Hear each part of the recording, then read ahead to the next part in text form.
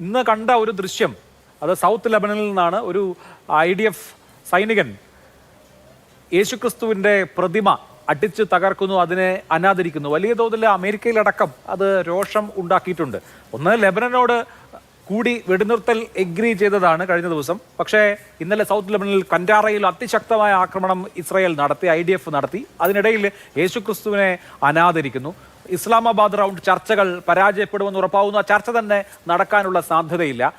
ഇത് ലോകത്തെ മുഴുവൻ ബാധിച്ചുകൊണ്ടിരിക്കുകയാണല്ലോ. അമേരിക്കയ്ക്ക് സഖ്യരാഷ്ട്രങ്ങളുടെയോ സ്വന്തം സമൂഹത്തിൻ്റെയോ അതിശക്തമായ പ്രഷർ നേരിടേണ്ടി വരുന്ന സാഹചര്യത്തിലേക്ക് കാര്യങ്ങൾ പോകുമോ?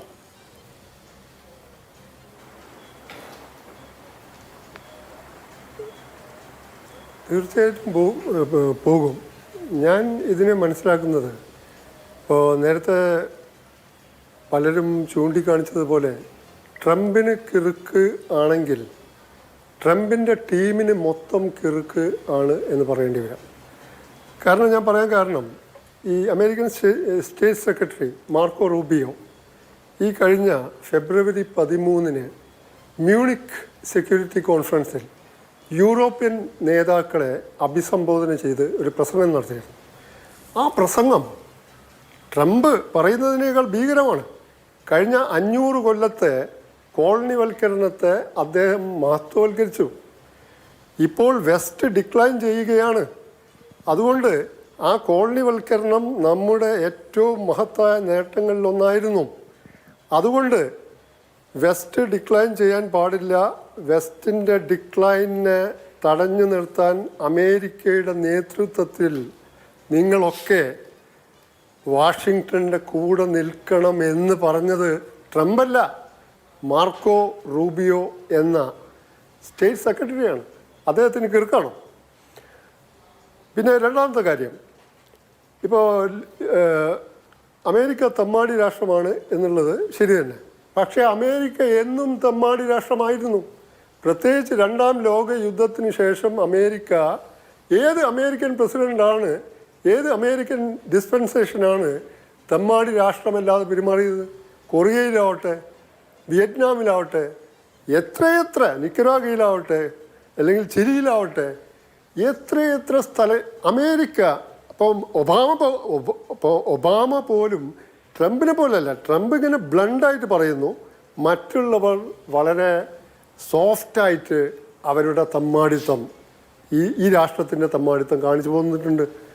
അപ്പോൾ ലോകത്ത് 45 മുതൽ 90 വരെ ബൈപോളാർ ദ്വിധ്രുവ ലോകമായിരുന്നു സോവിയറ്റ് യൂണിയനും അമേരിക്കയും. 90 മുതൽ ഏതാണ്ട് ഒരു ക്രീമിയ പിടിച്ചടക്കുന്ന 2014 വരെ അമേരിക്കയുടെ യൂണിപോളാർ മൊമെൻ്റായിരുന്നു, ഏകധ്രുവ ലോകം. പിന്നെ അമേരിക്ക ശരിക്കും മനസ്സിലാക്കി ലോകം ബഹുധ്രുവ ദിശയിലേക്ക് നീങ്ങുകയാണ്. അപ്പോൾ അതിൽ ചൈനയുണ്ട്, ഇന്ത്യയുണ്ട്, ദക്ഷിണാഫ്രിക്കയുണ്ട്, ബ്രസീലുണ്ട്. അപ്പോൾ ലോകം മൾട്ടിപോളാർ ആവാൻ പാടില്ല. അത് അമേരിക്കയെ അസ്വസ്ഥമാക്കുന്ന കാര്യമാണ്. അതാണ് മാർക്കോ റൂബിയോയും പറഞ്ഞത്, ലോകം നമ്മുടെ കാൽ കീഴിൽ നിൽക്കണം. അപ്പോൾ ഇതാണ് അജണ്ട. അല്ലാതെ ട്രംപിൻ്റെ ഒരു വ്യക്തിഗതമായിട്ടുള്ള തീരുമാനമോ വ്യക്തിഗതമായിട്ടുള്ള ഒരു മെഗലോമാനിയാക്കായിട്ടുള്ള ചില നടപടികളോ അല്ല. ഇത് അമേരിക്ക എന്ന രാഷ്ട്രം അതിൻ്റെ ഒരു ഡിക്ലൈനിങ് സ്റ്റേജിൽ നേരിടുന്ന ഫ്രസ്ട്രേഷൻ ലോകത്തെ കാണിച്ചു കൊടുക്കുകയാണ്. ഞങ്ങളോട് കളിച്ചാൽ ഇങ്ങനെയാണ്, നോക്കൂ, വെനസ്വേല അല്ലെങ്കിൽ ഇപ്പോൾ ഇറാൻ്റെ കാര്യത്തിൽ കാര്യങ്ങൾ ഒന്നും നടന്നില്ല. അപ്പോൾ ലോകത്തോട് അല്ലെങ്കിൽ ചൈനയോട് അല്ലെങ്കിൽ മറ്റുള്ള രാജ്യങ്ങളോട് പറയാതെ പറയുകയാണ്, ഞങ്ങളാണ് വമ്പന്മാർ, ചട്ടമ്പികൾ, ലോകത്തെ ബഹുധ്രുവമാക്കാൻ ഞങ്ങൾ സമ്മതിക്കില്ല എന്ന് അസന്നിഗ്ധമായി പറയുന്ന ഒരു ഘട്ടമാണ് ഈ യുദ്ധം ഫെബ്രുവരി 28. പക്ഷേ അമേരിക്ക ട്രംപിന് ഇക്കാര്യത്തിൽ വലിയ മിസ്കാൽക്കുലേഷൻ സംഭവിച്ചു.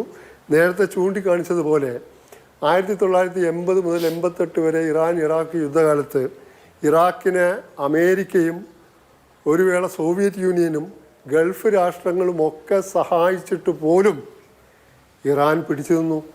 ഇറാന് വേദന ഉൾക്കൊള്ളാനും ആഗിരണം ചെയ്യാനുമുള്ള ശേഷി ആ മൊമെന്റിൽ ഇടപെട്ട ഒരു ചോദ്യം ട്രംപിന് മനസ്സിലായിട്ടില്ല. ഷിനാസ്, 1979 ഇസ്ലാമിക് റവല്യൂഷൻ നടക്കുന്നു, 80കളിൽ യുദ്ധം നടക്കുന്നു. ഒരുപക്ഷെ വലിയ തോതിലുള്ള എതിർവികാരം അടിച്ചമർത്തപ്പെട്ടവരിൽ നിന്ന് ഇസ്ലാമിക റവല്യൂഷന് ശേഷം ഉണ്ടായിട്ടുള്ള ഭരണകൂടം നേരിട്ടേനെ.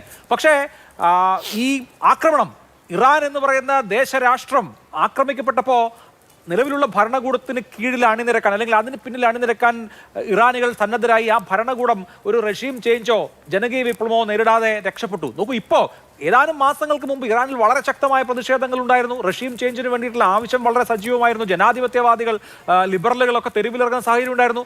പക്ഷേ അമേരിക്കയുടെയും ഇസ്രയേലിന്റെയും ഈ ആക്രമണം കൊണ്ട് ഇനി കുറെ കാലം കൂടിയെങ്കിലും, ഏറ്റവും കുറഞ്ഞത് 10-15 വർഷം കൂടിയെങ്കിലും നിലവിലുള്ള സംവിധാനത്തിന്, ആയത്തുള്ള ഖാമിനി കൊല്ലപ്പെട്ടു എന്നുള്ളതിനപ്പുറത്ത് ഈ റഷീം ഇങ്ങനെ തന്നെ തുടരാനുള്ള സാധ്യത കൂടിയല്ലേ അമേരിക്കയും ഇസ്രയേലും ഉണ്ടാക്കി വെച്ചിരിക്കുന്നത്?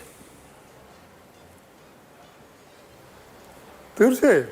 കാരണം എന്താണെന്ന് വെച്ചാൽ അമേരിക്കയും ഇസ്രായേലും വിചാരിച്ചിരുന്നത് കഴിഞ്ഞ ഡിസംബർ ജനുവരിയിൽ അവിടെ വലിയ തോതിൽ പ്രക്ഷോഭമുണ്ടായി.